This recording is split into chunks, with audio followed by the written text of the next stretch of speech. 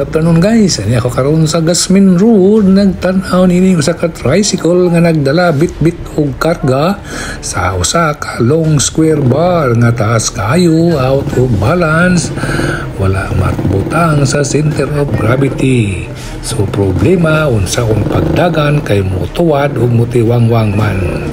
So guys, ayaw kalimot sa pag-subscribe sa akong YouTube channel, likes and share so that you will be notified once sa mga video is uploaded.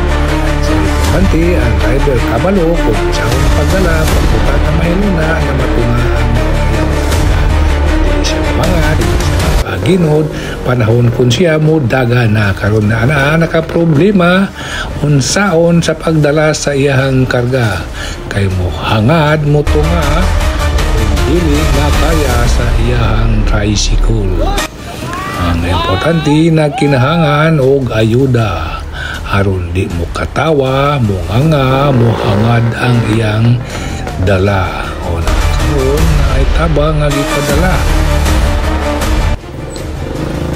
Ang helper misaka mitungtong misakay sa iyang atubangan unsecure, unsafe practice. Avoid like this, be careful, think first before doing. Bye. See you next time. God bless everyone.